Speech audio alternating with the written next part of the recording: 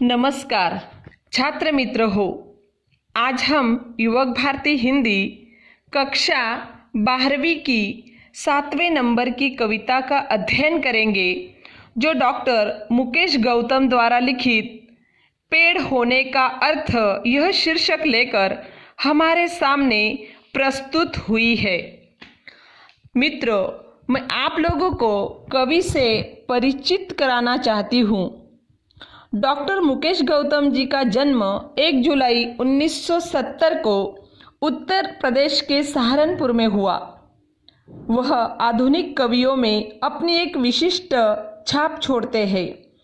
आधुनिक भावबोध को सहज सीधे रूप से उन्होंने अभिव्यक्ति दी है और वर्तमान मनुष्य की अनेक समस्याएं और प्रकृति के साथ साथ हो रहा क्रूर मजाक उनके काव्य में प्रखरता से दिखाई देता है। वह हास्य व्यंग के लोकप्रिय मंचीय कवि भी है। सामाजिक सरोकार की भावना उनके काव्य का मुख्य स्वर है। उनकी समग्र रचनाओं की भाषा अत्यंत सहज, सरल तथा मन को छू जाती है। उनके काव्य में बड़े ही स्वाभाविक और लोक व्यवहार के बिंब, प्रतीक और प्रतिमान आते हैं, जो प्रभावशाली ढंग से उन्होंने अभिव्यक्त किए हैं। उनकी प्रमुख कृतियां हैं अपनों के बीच, सतह और शिखर, सच्चाइयों के रूबरू, वृक्षों के हक में, लगातार कविता, प्रेम समर्थक है पेड़। इस तरह अनेक कविता संग्रह प्रस्तुत हुए हैं। कवि ने प्रस्तुत काव्य नई कविता की अभिव्यक्ति को हमारे सामने प्रस्तुत किया है। उसमें नए भावबोध को व्यक्त करने के लिए काव्य क्षेत्र में नए प्रयोग, शिल्प और भाव पक्ष के स्तर पर किए गए नए नए शब्द प्रयुक्त किए हैं। नए प्रतिमान, उपमान, प्रतीकों को तलाशा गया है।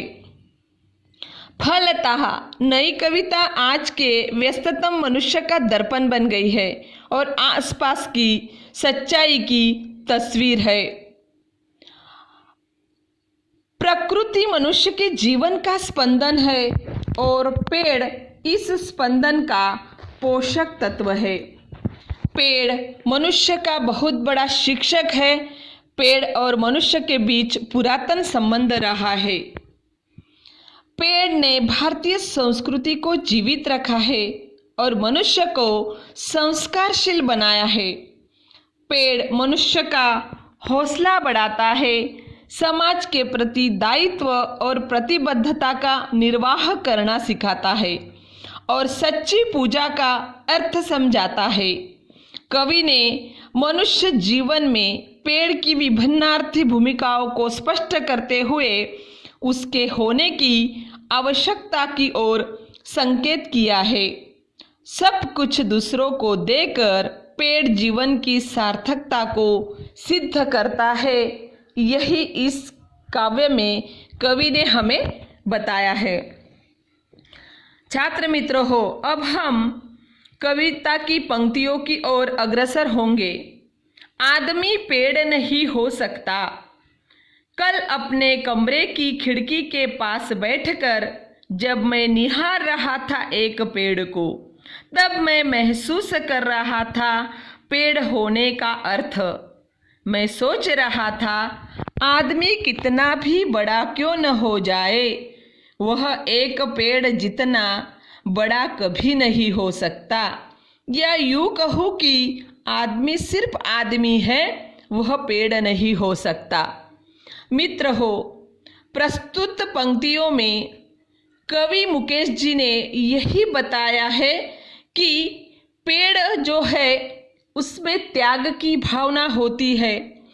वह हरदम दूसरे के लिए जीता है, किंतु मनुष्य अगर सोचेगा कि मैं भी पेड़ जैसा बनूंगा तो वह कदापि नहीं होगा, क्योंकि आदमी यह दूसरे के लिए नहीं जीता जितना पेड़ हरदम हर क्षण दूसरे के लिए ही जीता है। इसलिए आदमी सोचता है कि मैं कितना भी बड़ा हो जाऊं और पेड़ बनूं तो वह सफल नहीं हो सकता। हौसला है पेड़। पेड़ के अंतर्गत बहुत बड़ा हौसला होता है। वह अंकुरित होने से यानी कि जैसे उसका निर्माण होता है तब से लेकर उसका अंतिम क्षण आ जाता है, तब तक वह अंकुरित होने से ठुट हो जाने तक आंधी तूफान हो या कोई प्रतापी राजा महाराजा, पेड़ किसी के पाव नहीं पड़ता है। जब तक है उसमें सांस, एक जगह पर खड़े रहकर हालत से लड़ता है। जहाँ भी खड़ा हो, सड़क, झील या कोई पहाड़, भेड़िया, बाघ, शेर की दहाड़, पेड़ किसी से नहीं डरता। देखो, प्रस्तुत पंक्तियों में कवि ने पेड़ की महत्ता उजागर की है कि जब से उसका निर्माण होता है, जन्म होता है, तब से लेकर उसका अंतिम क्षण आता है, तब तक वह आंधी हो, तूफान हो या कोई भी कितना बड़ा राजा महाराजा की तरह कोई हो, उसके आगे पेड़ अपने पाँव नहीं पड़ता, ना ही सर झुकाता है। किंतु सामान्य मनुष्य अपने स्वार्थ के लिए किसी के भी आगे झुकने के लिए तैयार है। इसी कारण कवि कहना चाहते हैं कि आदमी पेड़ नहीं हो सकता।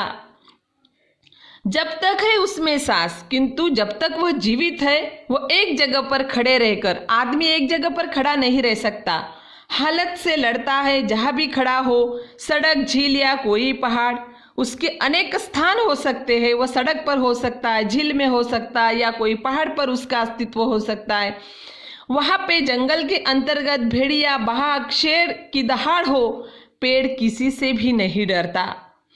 हत्या या आत्महत्या नहीं करता है पेड़। थके राहगीर को देकर छाव, ठंडी हवा, राह में गिरा देता है फूल। यानी कि यहाँ पर कवि ने बहुत बड़ी कल्पना की है। मनुष्य के जीवन में अगर उसके मन के खिलाफ अगर कोई बात होती है तो तुरंत उसके मन में यह बात आती है कि मैं जीने के लायक नहीं हूँ और मैं आत्महत्या कर लूँ, तो इससे बड़ा मार्ग नहीं हो सकता। किंतु पेड़ की सोच मनुष्य से कई गुना बढ़कर है कि वह कभी यह नहीं सोचता कि इतने सारे तूफानों का मैं सामना कर रहा हूँ, जंगल के अंतर्गत ऐसे खड़ा हूँ, बड़े बड़े तूफान आ रहे हैं, बाघ है, शेर है, तो मैं आत्महत्या कर लूँ, ऐसे उसके मन में कभी भी नहीं आता। फिर भी वह डटकर, थके राहगीर, अगर कोई रास्ते पर, पथ पर चलने वाला व्यक्ति थका है, ऊपर से बड़ी धूप है, तो उसको वह छाव देता है और अपने पत्तों से ठंडी हवा भी देता है, और साथ में अगर अपने पास फूल है तो वह राहगीर के राह में वह फूल गिरा देता है। इससे पेड़ की महानता हमारे सामने प्रस्तुत होती है और करता है इशारों से उसे आगे बढ़ने का। देखो, फिर भी वह एक बार उसकी छांव में बैठने वाला व्यक्ति अग्रसर होता है, तो यही एक प्रकार से पेड़ का ही दिया हुआ संदेश है, ऐसा कवि हमें कहना चाहते हैं। पेड़ करता है सभी का स्वागत, देता है सभी को विदाई, गांव के रास्ते का वह पेड़ आज भी मुस्कुरा रहा है। हालांकि वह सीधा नहीं, टेढ़ा पड़ा है।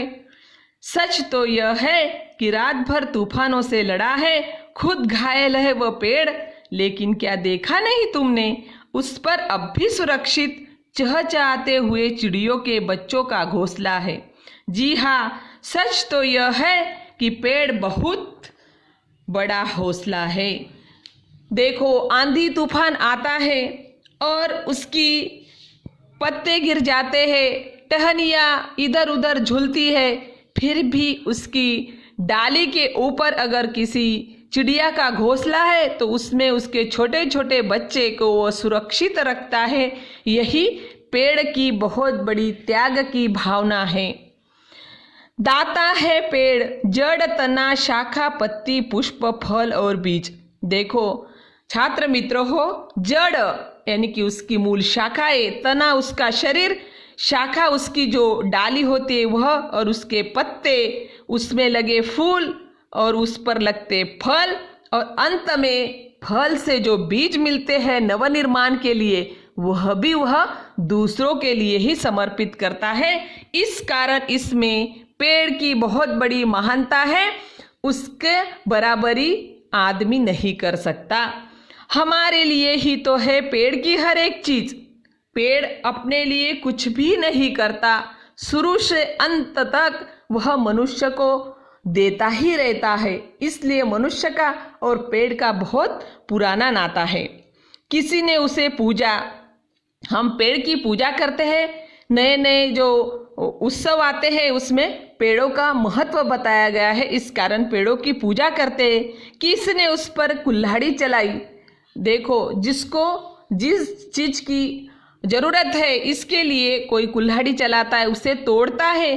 फिर भी कभी तुम बताओ कि क्या पेड़ ने एक बूंद भी आंसू गिराए? कभी भी नहीं, वह कभी उसने आंसू नहीं गिराए। इस कारण उसका हौसला कितना बुलंद है, वह कितना महान है, यही इस कविता से हमें पता चलता है। हमारी सांसों के लिए शुद्ध हवा, पेड़ से हमें क्या मिलता है? ऑक्सीजन मिलता है, और ऑक्सीजन अगर मिलता है तो मनुष्य सुदृढ़ सशक्त होता है।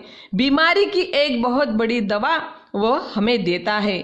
शव यात्रा, शगुन या बारात सभी के लिए देता है पुष्पों की सौगात। अगर शव यात्रा यानी कि मनुष्य की मृत्यु अगर हो जाती तो उस यात्रा के दौरान फूल बिछाए जाते हैं, फूल डाले जाते हैं। शगुन यानी कि किसी की शादी हो, बारात हो, सभी के लिए देता है पुष्पों की सौगात। यानी कि पुष्प हमें कहाँ से मिलते हैं? तो पेड़ों से, पौधों से ही मिलते हैं। आदि काल से आज तक सुबह शाम दिन रात हमेशा देता आया है मनुष्य का साथ। यानी कि हमेशा से, आदिकाल से आधुनिक काल तक मनुष्य का साथ पेड़ों ने निभाया है। कवि को मिला कागज, कलम, स्याही, वैद्य, हकीम को दवाई। इस तरह सभी जो चीजें हैं वह हमें, कागज भी पेड़ों से मिलता है, कलम भी पेड़ से बनती है, स्याही भी, और हकीम के लिए जो आयुर्वेदिक दवाइयाँ बनती है वह भी पत्तों से बनती है। शासन या प्रशासन, सरकार दरबार में हम देखते बड़ी बड़ी मेज कुर्सियाँ होती है, वह लकड़ी की होती है। तो सभी के बैठने के लिए जो इंतजाम होता है वह कुर्सी मेज आसान से जो हम पेड़ से ही उपयोग में लाते हैं।